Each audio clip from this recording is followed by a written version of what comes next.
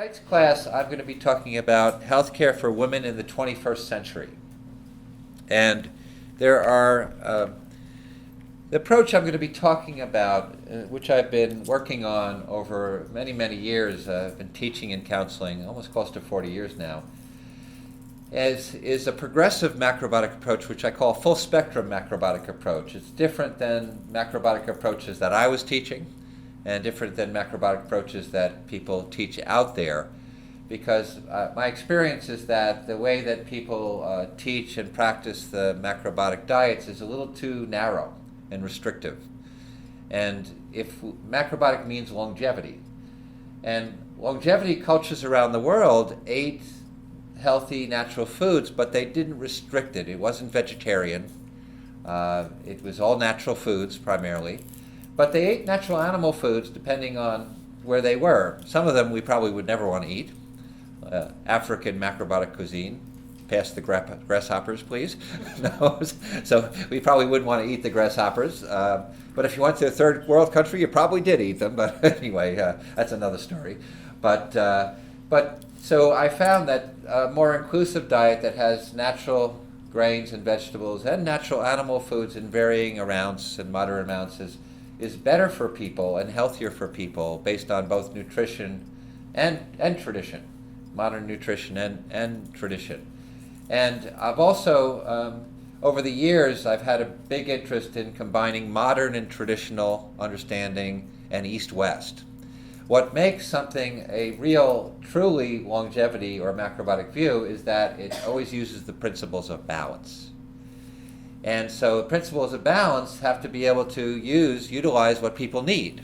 If someone is very weak and deficient, natural red meat might be very healing for that person. And if they don't do that, it's very hard to heal. If someone has eaten huge amounts of red meat and poor quality chicken and dairy products, then they don't need the red meat because they have a condition that's too excessive.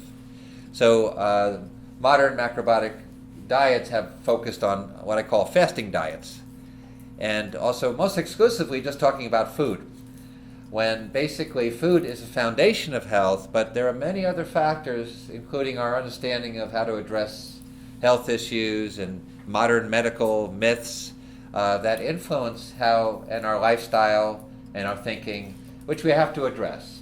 So with that said, that's what we're going to be talking about. So that's why we call it healthcare for women in the 21st century reflects what we can learn from tradition and what we can learn from the modern world. But we have to be selective in both ways, because there's a lot of modern ideas that have been used incorrectly, like all the drugs and pharmaceuticals now we use to treat women's health and men's health, that causes a lot of harm. More than 200,000 deaths occur every year from taking pharmaceuticals, and many of them are the correct use of pharmaceuticals. They're not even mistakes.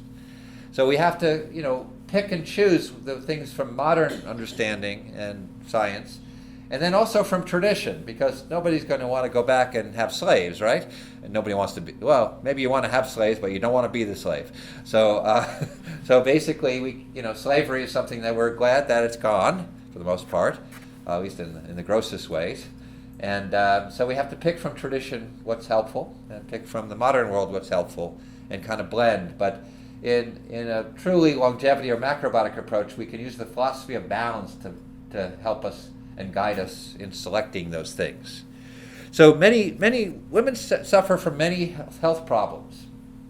And so things like PMS, many women suffer from eating disorders, anorexia, polycystic ovary syndrome. This is a syndrome where many women are suffering from, besides weight gain, but all kinds of other problems are associated with that condition. Menopausal problems, to osteoporosis, and depression. Women suffer more inordinately from depression than men in modern society. And we're going to talk about solutions that are a bit out of the box, questioning some of the basic premises that have been taught to women about their health, which, if on a closer examination, are either wrong about women's health or are dangerous. Some are dangerous about what's being presented to women to help their health. So we'll start out, of course, with one of the most serious problems that women confront. And when we talk about this, we'll actually get hints into problems that men confront like this in the area of cancer. So breast cancer is estimated that by statistics that if you're alive today, women alive today, 1 out of 8 women, basically about 12% of the population will get breast cancer in their life. That's what the statistics are. Now, there's 246,660 new cases of invasive cancers every year in America, breast cancer, and 61,000 cases of non-invasive breast cancer that is discovered every year.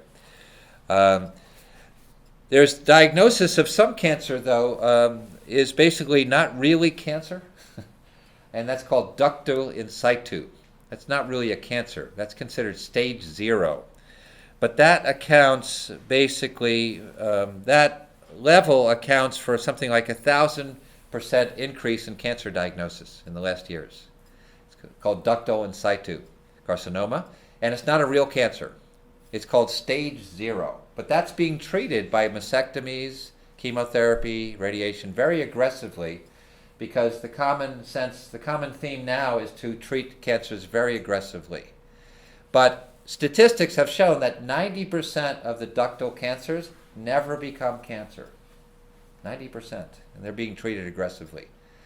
And so basically there's this diagnosis of cancer. So it appears that cancer rate is increasing, although the statistics by the major cancer organizations say that it's decreasing, that we're solving cancer, more and more cancer. But when you look at it really carefully, it seems like the cancer agencies are exaggerating that cancer is decreasing. It's not really decreasing. The way they do that is they actually compare statistics to the 1940s. And in the 1940s, there was a very large amount of older people because of childhood and infant deaths from the turn of the century, from poor sanitation, mainly from poor sanitation. So comparing to those statistics, it seems like we're improving, but it's known that people who are elderly get more cancer. But now people who are younger get more cancer. So like for instance, in the late 1950s, the major cancers that basically the major disease or cause of death from teenagers was accidents. Now it's cancer. So this is showing that we're having some dramatic increase, and it appears that the success rate is also exaggerated for all these cancers, because part of the success rate with cancer is based on ductal carcinoma, in situ carcinoma, which 90% never become a cancer. So 90% of those cancers. And that's the success rate given for breast cancer. So there's major causes of basically the cancers, especially breast cancer, that is not identified. Because if you ask most people, ask most medical professionals, what's the major cause of cancers, they really can't answer that. So they don't really give you a breakdown of invasive versus non-invasive breast cancer. They just kind of throw it into one compendium. Well, the funny thing is that ductal cancer they can call that an invasive cancer because it's in the duct, but somehow they still treat it as it's called stage 0 because 90% doesn't become cancer. It's a very super early stage. And there is some evidence that many cancers might be treated like prostate cancer is for older men. I don't know if you know how that's treated, but it's called watchful waiting, where you watch in an older man, instead of treating it aggressively, they wait and watch. Unfortunately now, there's also been a lot of early misdiagnosis of prostate cancer in treatment, in men too, because based on the erroneous PSA. So the PSA has not been found to be really accurate marker of diagnosing it, but it's also made a lot of unnecessary treatment. So there are major causes of breast cancer. There is evidence, though, that we know the major causes of breast cancer in science, that science knows this. It's not translated into medicine often, but one of the major causes of the breast cancer is radiation, exposure to radiation, especially from the chest or areas that hit the chest. So this is known. In fact, one doctor wrote a whole book about this, talking about how this was the major cause of the breast cancers, the exposure to radiation in the chest area and the breast area, including mammograms. So that is fostered because it breaks down the tissue and makes it more susceptible. So it's one major cause. Another major cause of this is excessive estrogen. Excessive estrogen. So that's the third major cause. And the other is chemical pollution. Now, why chemical pollution does that is because chemical pollution, many of pesticides and other chemicals, will concentrate in the fatty tissue in bodies. And especially in women's bodies, the fatty tissue is the breast. So it concentrates the breast and it basically breaks down the tissue and leads to cancer. So these are three major. Now there are other causes that are related to this, particularly the estrogen, which we'll talk about. Now, there's a way of understanding this from a larger view, and this is something that often in my full spectrum macrobiotic classes we talk about, and that's the energetic perspective. In the energetic perspective, there is energy. Substances, food, things that we take in, things that we're exposed to can gather energy and concentrate it in the body.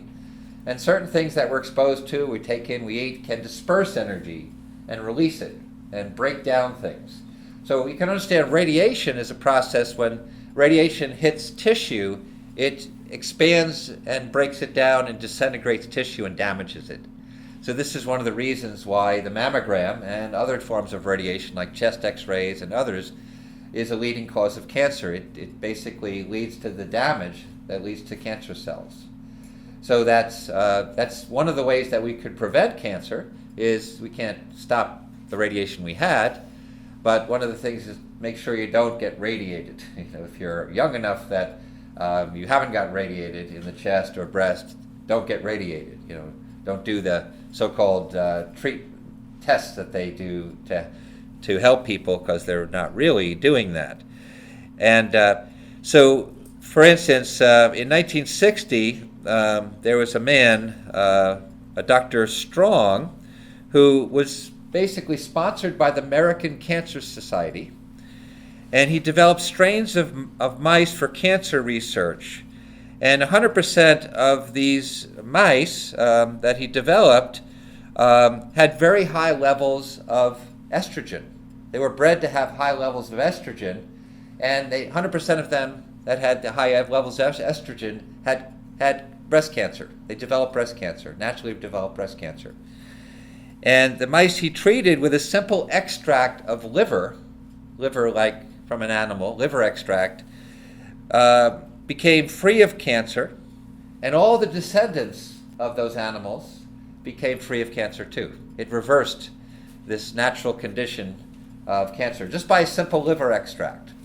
Now, you probably haven't heard about this because modern medicine has pursued the primitive idea of using things like chemotherapy and radiation to destroy cancer.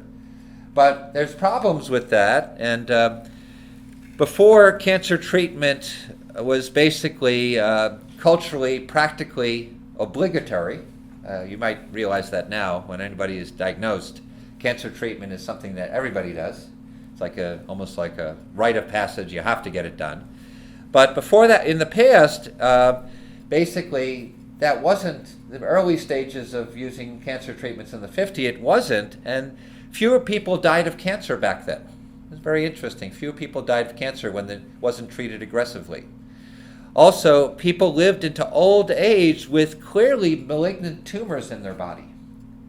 They were diagnosed with cancer, but then they didn't do any treatment, and they lived to an old age with malignant tumors, and they died of something else, of old age. The cancer, so people can live with the cancer, but this is now considered something that you don't do, and doctors try to scare people into basically doing cancer treatment, that if you don't do this, you're going to have a bad outcome. But it appears for the majority of cancers, including most of the breast cancers, that the outcome is not good from cancer treatments. So basically leaving the, so for instance, another cause of this cancer besides the estrogen. The exposure to estrogen also is something that people are getting from pesticides in foods, both in commercial animal foods and commercial vegetable foods, because the pesticides are called xenoestrogens. The pesticides are xenoestrogens, forms of xenoestrogens. Xeno in this case means like pseudoestrogens. In the body, they act exactly like estrogen. And they collect. The estrogen, the xenoestrogens, also collect in the breast. Now, estrogen is known also to cause cancer. Do you remember about the studies? Women used to get a lot of estrogen replacement therapy. And then around the 90s, they did this study that found all the women who had, many of the women who got the estrogen replacement either got ovarian or breast cancers. So we know there's a link, but erroneously, the medical establishment has been promoting estrogen as the female hormone. It's not really the female hormone because men have it too. And estrogen is produced in high amounts when the body is under stress. It's produced by fatty tissues and other parts of the body besides the ovaries when the body's in distress.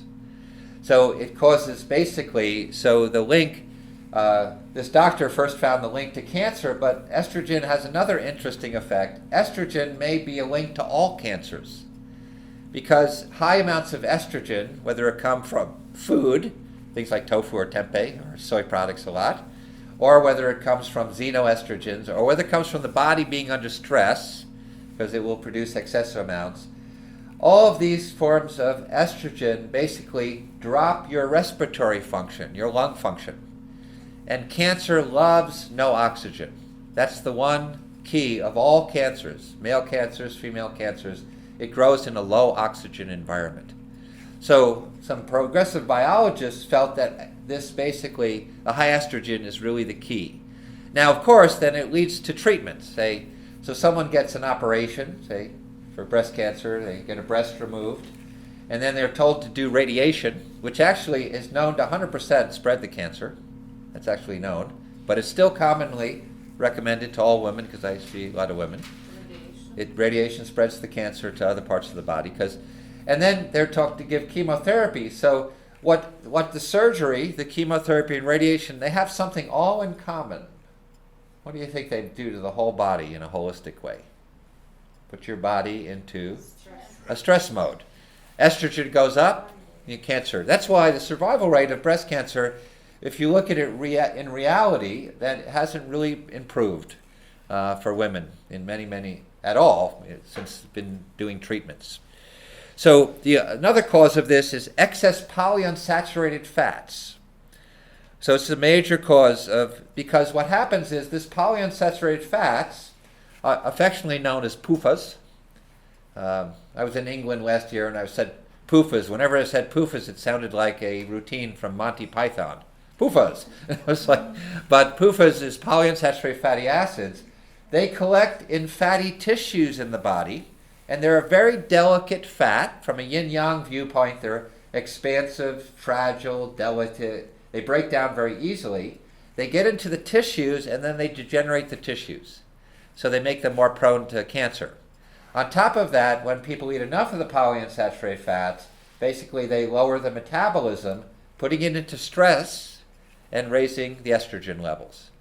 So polyunsaturated fats, from 1930 to about this time, the intake of polyunsaturated fats has gone up. You know those questionnaires you sometimes get on the internet or someplace?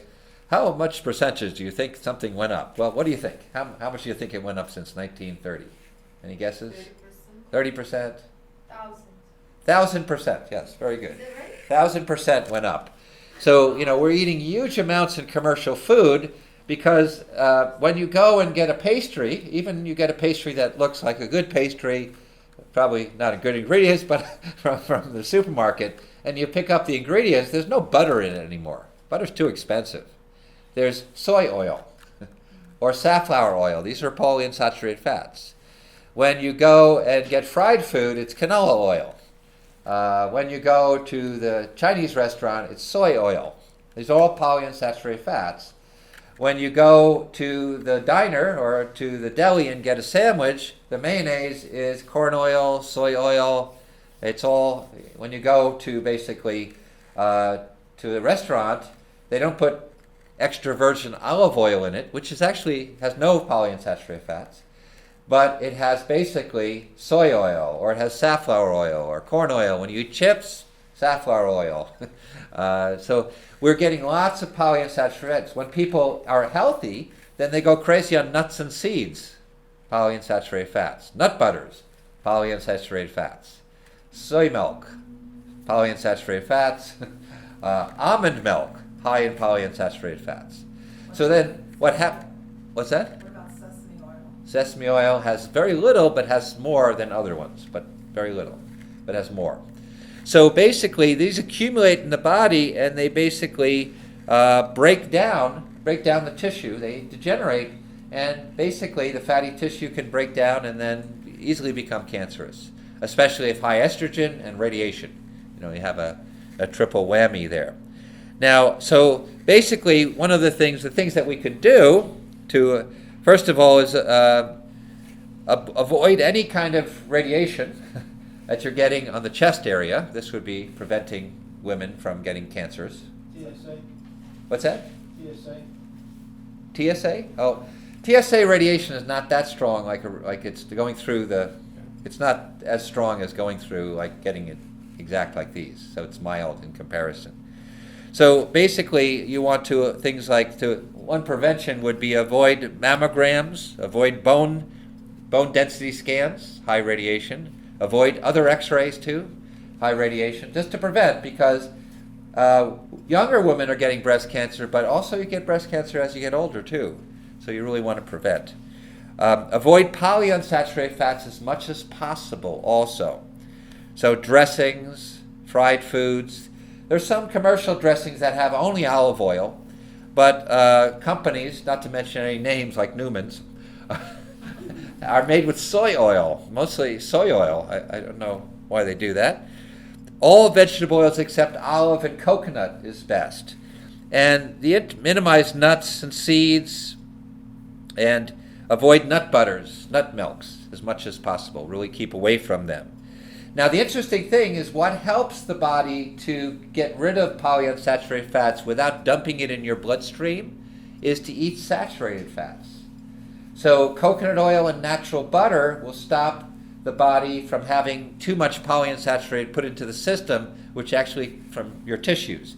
It takes years to get rid of the polyunsaturated fats from the body, but saturated fats in the form of vegetable oils like coconut oil or natural dairy products like raw cheese from grass-fed animals or yogurt and butter will also help to get rid of these polyunsaturated fats without harm.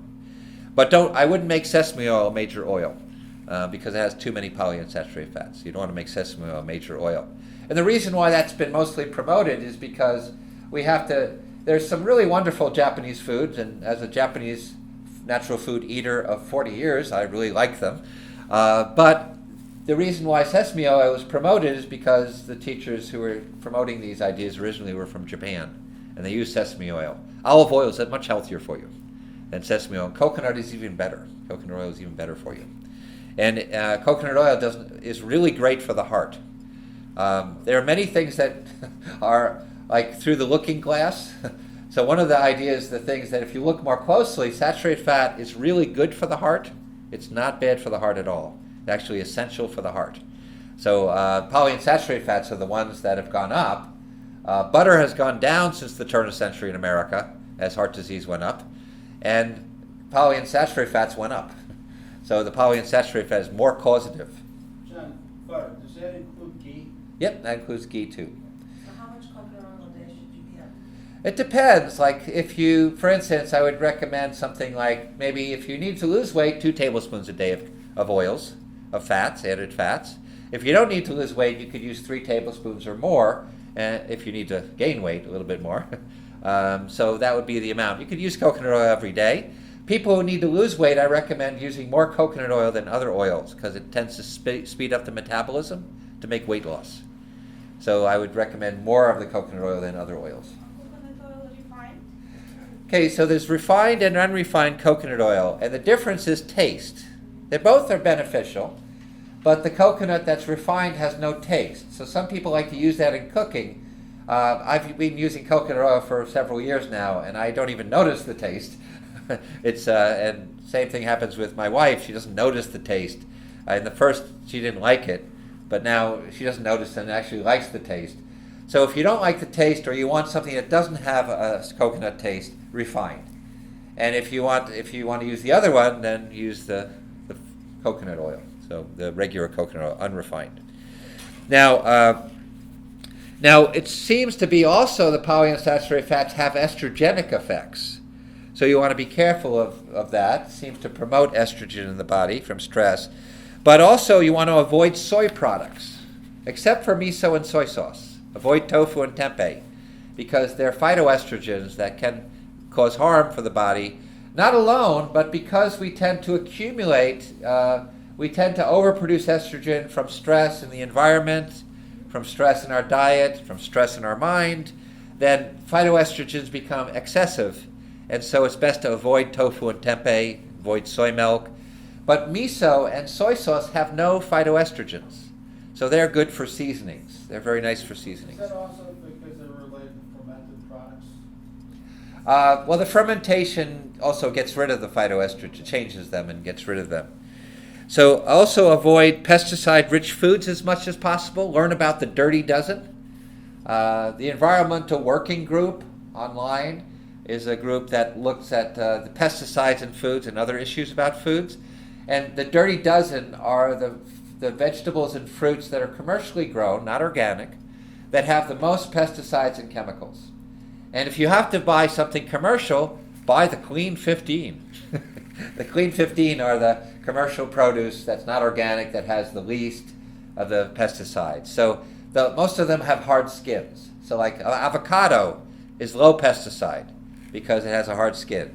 Cantaloupe, low pesticide. Corn, even corn, is low pesticide because of the skin. So the Clean 15 is the best to use. Also, eat enough protein in your diet to optimize your liver function. Because if you have adequate protein, the liver will detoxify estrogens and get them out of your system. So the thing is that grains and beans don't have adequate protein. There's very little protein in grains and beans and in any vegetable foods. Tofu has too many phytoestrogens and is not a really good source of protein anyway. And it lowers your metabolism because tofu and tempeh have something called goitrogens that wreck your thyroid if you overconsume them. So you don't want to eat them too much. But, and especially, I would just limit them because we have other sources of estrogen from the environment and the air. There are some xenoestrogens in the air. We're under stress, we produce them, so you don't want to take them in. And as far as I know, I've never met anybody who had a tofu deficiency. You have a tofu deficiency. I can see it in your right toe. No. So I have never seen that, so people don't need it. So what kind of meat should we eat? Well, protein can be in the form of wild fish. It can be in the form of naturally raised grass-fed beef or lamb. It could be pastured chicken. It could be natural eggs. It could be in the form of dairy food like raw cheeses. But in traditional cultures, and I think a good idea for us, is most real full-spectrum longevity or macrobiotic way should be plant-based. But when people say plant-based, they don't mean plant-based today. When they say a plant-based diet, they mean plant-exclusive. They don't mean plant-based. Real macrobiotic cultures around the world, the longevity cultures, were plant-based with natural animal food. So the majority of the food was grains and vegetables, and they add natural animal food to that in the diet. So to get adequate protein, like if someone wanted to be vegetarian or vegan, it's easier to get more protein because you could use natural dairy products and eggs. So then that's easier to do that. If someone wanted to be vegan, they would have to use some natural protein powders to get more protein. So if someone wanted to be vegan, I'd recommend getting a rice protein or a pea protein and making a drink twice a day with it. Along with grains and beans and vegetables, you'll get adequate protein then. That'll be the minimum of protein. And if someone basically wants to be vegetarian, or if someone wants to be eating more fish, then they have to eat fish regularly. But I wouldn't recommend fish more than once a day So if you're going to eat fish, then I'd recommend a protein drink at least once a day or twice a day to get adequate protein. If you ate eggs and fish, then you get a little more protein, you add it to it. So most people will need about between 40 to 60 grams of added protein. So that's about 3 ounces of red meat servings. That would be 4 ounces of 6 ounces of a white meat fish, or 4 ounces of salmon. That would be 2 or 3 eggs when serving it, or a tiny piece of cheese. But you'd have to eat it at least twice a day if you were eating natural animal food to get enough protein. Some people might need it 3 times a day to get adequate protein. And then it's important to eat enough grains and sweet vegetables to get adequate calories from carbohydrates. Because if you eat a lot of protein and you don't have calories, you waste the protein. You start using it for energy instead of building the body. But the protein is very essential for getting rid of the estrogens from the body. One way or another. If someone wants to be vegetarian, eggs and dairy. If someone wants to be more vegan, or vegan with or fish, with fish, then you may need to incorporate at least once a day a protein drink or powder. And then, so basically the other aspect of this is interesting, that the mainstream view, before we leave the breast cancer, is that getting the body out of stress by eating a nourishing diet, getting enough sleep, making sure that you counter things like psychological stress, getting moderate exercise, getting outside. These are all things that counter stress. And so countering stress will also help you not produce excess estrogen, because the body will produce it. Now, next thing we're going to talk about, another woman's problem very closely related to this, is actually osteoporosis. And they're actually related to each other in an interesting way. So osteoporosis in last decades, hip fractures have tremendously increased in America. Women as they get older get hip fractures. And this is, some people think, and makes a good argument, and I think I agree with them, that this is related to the use of estrogen for women, because estrogen promotes hip fractures. The idea that it somehow protects your bones was promoted by the drug industry that promotes the use of estrogen. And do you know what estrogen that women get used to be mostly coming from? I think still it comes mostly from this source. Anyone know? Premarin, it's called. Horse urine.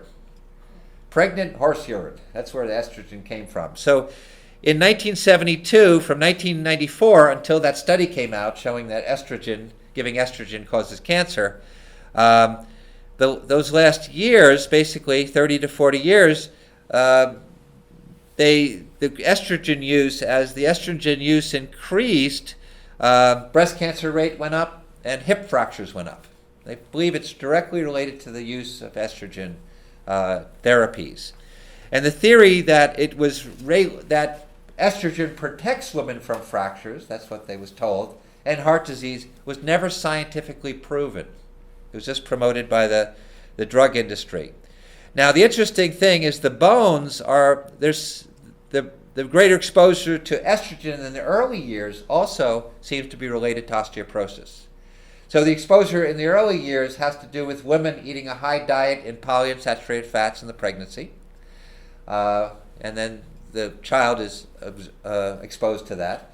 Also women who are exposed to a lot of xenoestrogens during the pregnancy, and women who are also under a lot of stress during the pregnancy, producing excessive estrogen. These are the factors that seemed also to be risk factors. Now, the bones, interesting thing is the bones bind carbon dioxide to them. And the carbon dioxide helps the bones build correctly. So we think of carbon dioxide as a bad thing, but actually it is a healthy thing for the body. So thyroid hormones, when they're functioning well, increases the carbon dioxide in the bones. So now, I don't know if you know this, but there is a very common epidemic of low thyroid conditions in America, especially among women. So this is one of the reasons also why we're having incidences that are higher of osteoporosis and hip fractures. So the causes of high estrogen in the body also is related to excess serotonin. And what has made excess serotonin is the use of antidepressants and anti-anxiety drugs. These drugs are called serotonin receptor inhibitors.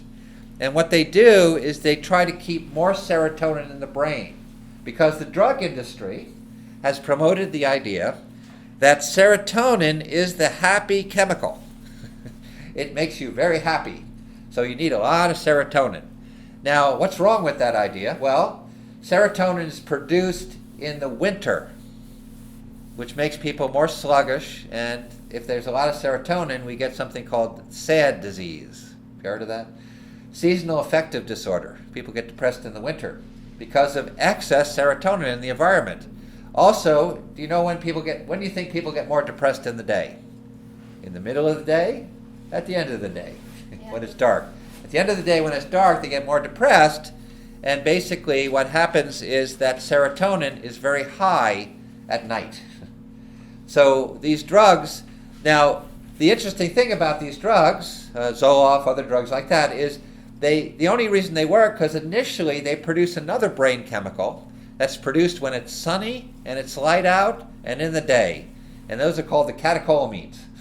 So when you take them for a while, you get a rush of these catecholamines, affectionately known as the cats. The cats rush to your brain and make you feel happy and alert and upbeat. But then the serotonin kicks in and you don't feel so good. So it's really initial effect. That's why initially when people start antidepressants, they actually feel better because they stimulate the cats, not because of the serotonin though. But the serotonin also produces high estrogen levels, and this high estrogen levels also make people prone. Now, high PUFA diet also is inflammatory and inhibits, the polyunsaturated fatty acids, inhibits thyroid function. So when you inhibit thyroid function, it's directly related to bone building. Other things that inhibit thyroid function is not having enough protein in the diet. So you can see how it's related also to the breast cancer, because you need adequate iodine also, and particularly you need a amino acid called tyrosine. Tyrosine is only in 2 sources and it's promoted by 1. It's actually in tyrosine is in naturally pasture-raised eggs from chickens that run outside. It's in natural meat also. It's produced when you're out in the sun, and it also is supported by eating fatty fish like salmon and sardines.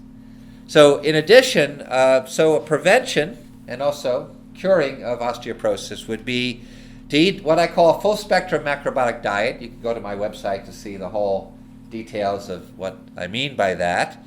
Adequate protein because the protein is needed for the thyroid to help build bones. It's also needed for your bones because the bones are 35% protein. Adequate salt for digestion, mostly cooked food, and adequate calcium. And so adequate calcium would be basically from either 2 sources. You can't get calcium from sea vegetables enough, and you can't get it from leafy greens. The traditional sources of calcium were either bone broths, by cooking animal bones like fish or chicken or beef or others for hours and hours with something acidic like vinegar, or from dairy products. There's one fish that has a lot, but some people like it and some people don't: sardines. Sardines have a good amount of calcium in there, even the canned sardines. Although if you buy the can with oil, buy them from the health food store. The oil is better in the health food stores. Now, okay, so we'll open up to questions about this. The last thing I mention is that a lot of women, before we leave osteoporosis, a lot of women for osteoporosis think they have to do like weight training. But it turns out that weight training is not necessary to do, but you need to do something with your body weight. So, for instance, you could do that with things like just to have some weight bearing, like walking, standing yoga poses, qigong, and tai chi. If you want to see what qigong looks like, a therapeutic exercise from China, go to my website, go to my YouTube site. It's called Kaczynski Macrobiotics, and search for the qigong class. A whole class will come up. And these kind of simple weight-bearing exercises will strengthen the joints, the bones, the hips, spine. You don't have to do anything vigorous with that or really strong. That's why cultures like the longevity cultures like the Georgian Russians and the Caucasus, they had no osteoporosis, really good bones, even into the 80s and 90s.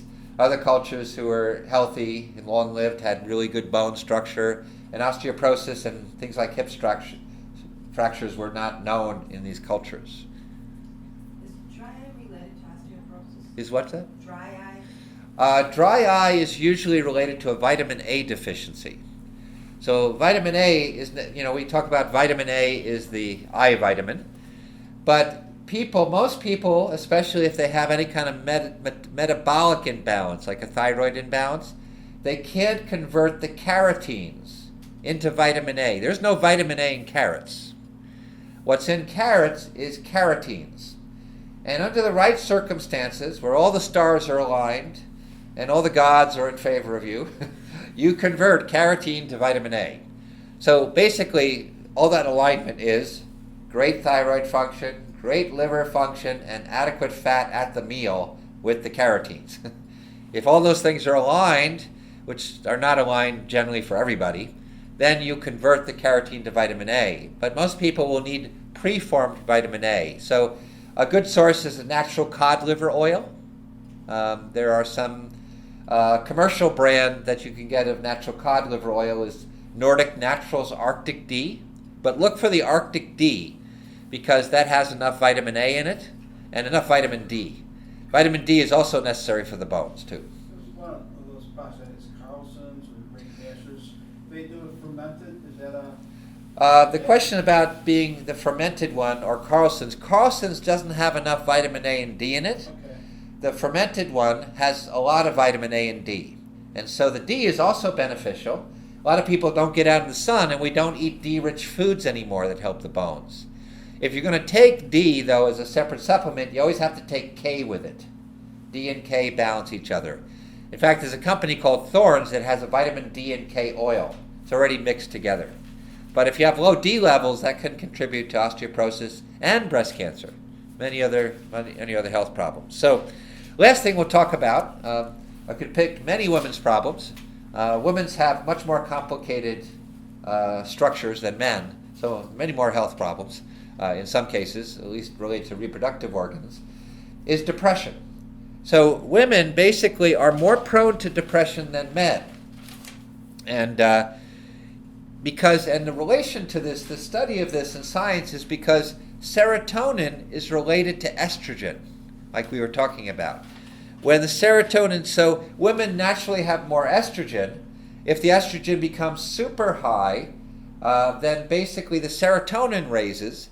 And when the serotonin raises, you become depressed. So serotonin is not the happy chemical. If you actually want to call it what it really is, it's the unhappy chemical. So if you have too much of it, you become dull, lethargic, you can't concentrate, and you get depressed. So this is related to an excess of estrogen, not a normal amount of estrogen. We're talking about excess. That excess of estrogen doesn't come from your ovaries overproducing estrogen for women. It comes from these other sources, like taking too much of the polyunsaturated fats causes estrogen levels to go up, xenoestrogens, or people who eat tofu or tempeh soy, phytoestrogens from that. And commercial chicken is pumped full of estrogen. They do that to make the tissues grow very quickly. So if someone is eating commercial chicken, like, not to mention any names like Purdue, they might be getting quite a bit of that, although I think even Purdue might be moving away from it now because the word has gotten out about it. So the high serotonin, so that leads to basically, we talked about the myth of the serotonin. So how to deal with that is basically, there's a few different ways. One is that, just like the breast cancer, make sure you're eating enough protein to get rid of the estrogen so serotonin doesn't go up. You can also take tyrosine-rich foods, and if the depression is very bad, you could actually take tyrosine as a supplement. Or if someone doesn't want to eat tyrosine-rich foods, if someone wants to be vegan or vegetarian, there's some tyrosine-rich foods. Naturally pastured laid eggs, that's the real name for free-range eggs. They're called pastured. They really do run outside.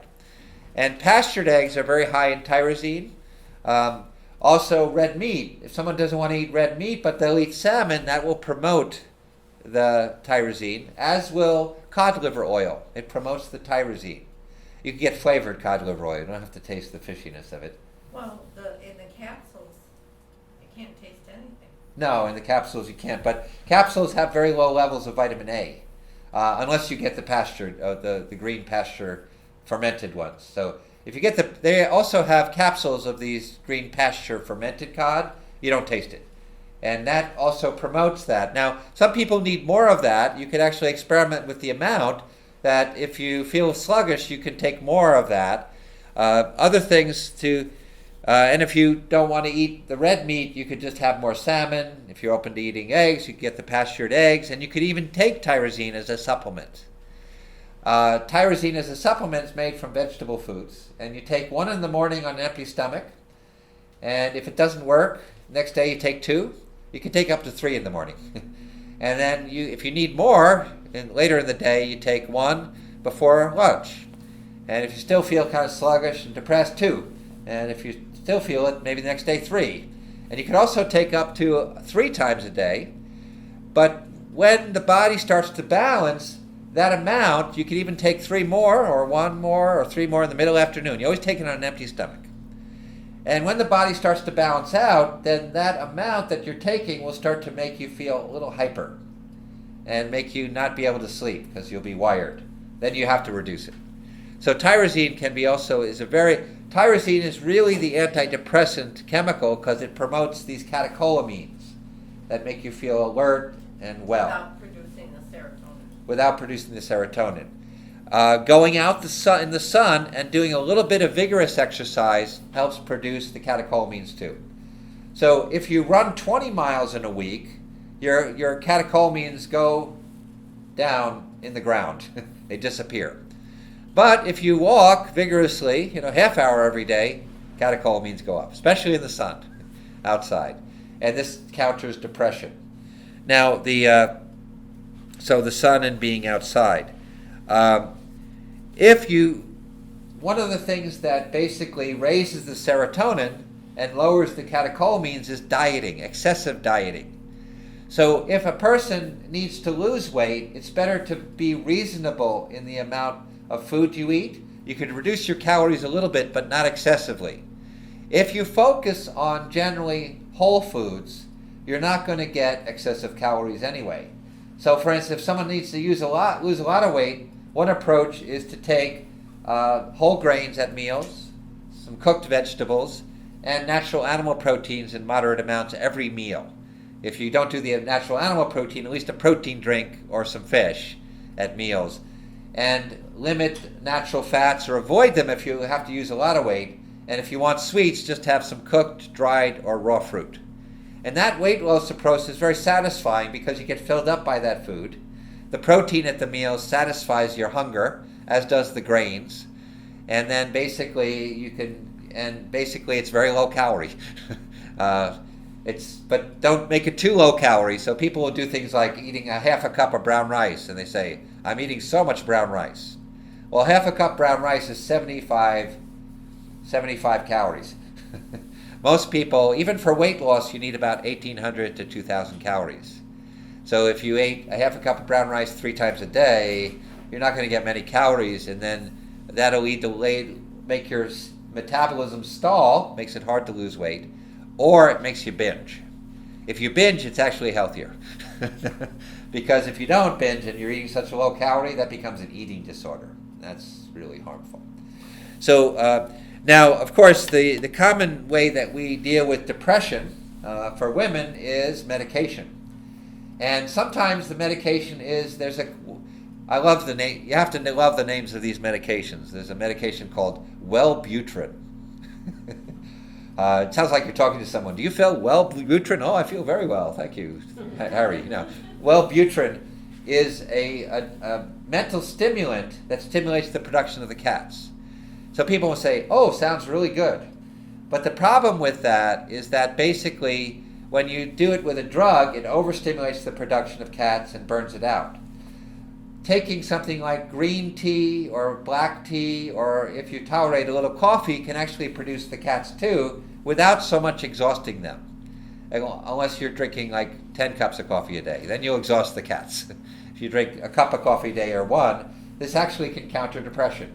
Or if it's too strong, you can take green tea. Or if you want something a little stronger than green tea, you can take red tea, my favorite, called oolong tea. So black tea is a little stronger than that. This can support some growth of the cats.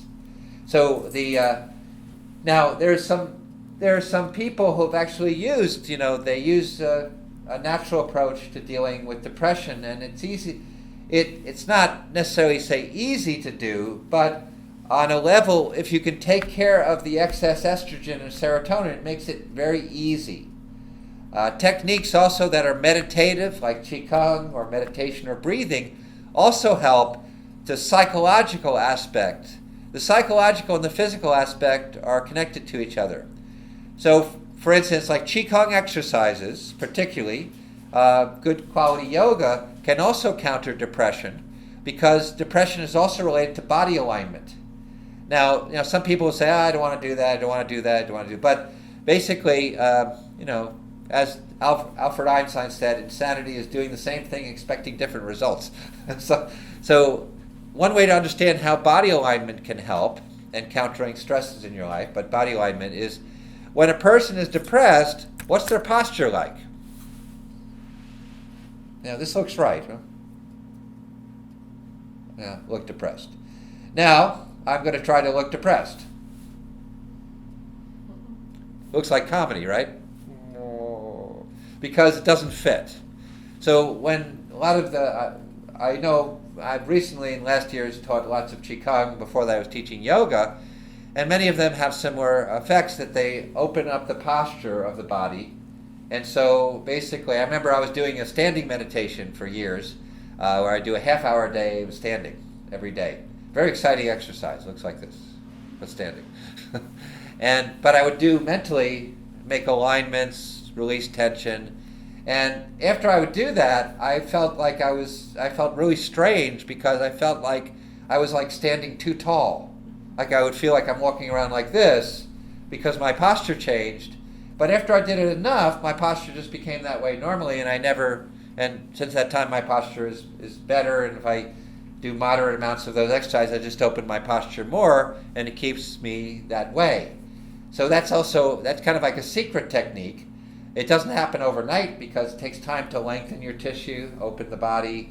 But again, if you open the body, it's really hard to feel depressed. And also, a lot of Qigong exercises particularly stabilize the energy in the body, and it goes down, and it's very hard also to be anxious. Breathing exercises particularly is very good for things like anxiety. Especially breathing, they call belly breathing, breathing from your diaphragm. Because think about this, also when you're anxious, how do you think you breathe? Shallow. Shallow, or you don't breathe. You hold your breath. People inadvertently hold their breath. They don't know they're holding their breath, but there are times where people hold their breath. And if you hold, even if you did, I call this a reverse energy exercise. Instead of making you feel good, it makes you feel bad. So just hold your breath. See how you feel. You start to feel kind of strange. Even if you breathe in, now you hold your breath again. You do that for 5 minutes and see what happens. I wouldn't do that if you're anxious. No, you'll get more anxious, because it makes you feel disturbed. I used to know some natural health teachers, some Oriental teachers. They would actually breathe with people. They'd breathe with people to try to understand how they were feeling. They'd imitate their breath. They were very observant. So they'd imitate their breath, and they were very sensitive, so they'd start to feel these strange things in their body and emotions, and that would actually make them understand the person more. So that basically you correct the breath. That's another technique. So these are three major health problems that we can see that we could take some different solutions to, both for prevention, and if you have a problem, then sometimes, like in counseling, I've worked with a lot of women with breast cancer and other cancers you have to fine-tune this approach a little bit. But the basic approach is still to get the estrogen down, polyunsaturated fats. But I may add other things for curing. For instance, vitamin E will prevent the fatty tissue from degenerating. So generally, any woman that I've worked with breast cancer, I usually recommend they take a substantial amount of natural vitamin E. From a health food store, they call it mixed tocopherols. So originally, when they studied vitamin E, they put a Latin name to it, tocopherols, which actually means beget offspring, because they found when they depleted vitamin E in rats' diets, in the female rats, they couldn't have children. So that it's very important for fertility. But because of that, now many doctors and some other health professionals think that it's only for fertility, but actually it helps to lower estrogen levels, and it also helps to protect fatty tissue in the breast. For instance, an example of vitamin E deficiency is people get the age spots, those brown blotches. That's a vitamin E deficiency from an excess of polyunsaturated fats that deplete E from the body. So if you correct that with E, you can start to have, reversing that. So any questions before we finish up? Well, you mentioned earlier adequate protein to have good liver function. To have good liver function. So, for instance, the liver needs protein, adequate protein to function. Without adequate protein, it doesn't function well. So it doesn't detoxify environmental pollution. It doesn't detoxify the body well. And one of the things that it has to detoxify for women's health and even men's health is estrogen. So that the amount, some people need to have concentrated protein every meal, some kind of natural animal protein, or a protein drink every meal in order to boost their protein, and some it can be twice a day. It just depends on the person. So it might be anywhere from 40 to 80 grams a day of concentrated protein, along with the vegetable proteins that are not complete proteins, but the vegetable proteins from grains and beans and vegetables I consider complementary proteins. They complement concentrated proteins. Is the exception to the protein for the liver if a person is choosing to go on a short-term macrobiotic healing diet? Well, that's a good question, exception to macrobiotic healing diet. So there is that, the macrobiotic healing diet, there's different kinds of macrobiotic healing diets. So for instance, a macrobiotic healing diet that is like in many of the books that are out today is a fasting diet. Very low protein, very low fat, very low nutrient. It has missing many nutrients, many minerals. That diet is only good for people who are extremely heavy meat eaters and animal food eaters. It's not really good for people who are not heavy meat eaters and animal food eaters and junk food eaters. So if someone hasn't been eating like that, that's not a macrobiotic healing diet. That is a diet for people who have what I call excess conditions, from eating a lot of poor quality meat and dairy and chicken and no vegetables. It's a very specific condition that you can recognize by very specific signs. So that has been promoted as the healing diet. I call it the one-size-fits-all pony for diets. And that has been the biggest mistake. I used to recommend that diet for everybody. And I did it myself for many years. But then I found that hurt many people. And I may have told the story to some people, but a few years ago I resigned from a major teaching school, macrobiotic teaching school that I was at for 27 years, because the third vegan cooking teacher died of cancer. And I felt that was related to that, and I wanted to ask the question and look at that, but nobody would do that, and I felt that was dishonest and unethical. So I had to actually, and since that time, and before that time, other people were dying of cancer who were teaching this. And I started to make questions, and I came up with some answers like this, like for certain people and certain cancers, adequate protein from natural meat, chicken, poultry, fish, eggs, is essential for their healing. Okay. It's not like harmful, it's essential for their healing, especially if they're on chemotherapy. Because if they're on chemotherapy, they really have to have good liver function to get rid of those toxins, and adequate animal protein, concentrated protein, will help that. If they don't want to take that, then basically they could use either a natural whey protein powder or rice protein powder to get the protein up to help the liver to function. So if a person has too much yang, okay, maybe a balance more of the protein as opposed to. Well, the thing about that is that my experience with most of the other fellow teachers who were teaching where I was teaching and teaching this kind of vegetarian, vegan macrobiotic approach is that they didn't really know diagnosis. They kept saying people were yang, which means concentrated excess of energy, but the people really didn't have, when I started to study Oriental medicines, they really didn't have signs of excess energy. It was a misdiagnosis. And that's why I say everybody's put on this code one healing diet, which is I'll call a fasting diet. Kind of like a poverty diet, but it's fasting because it's limited nutrition. But that's only good for certain types of conditions, and other conditions it's not so good for. It's actually detrimental.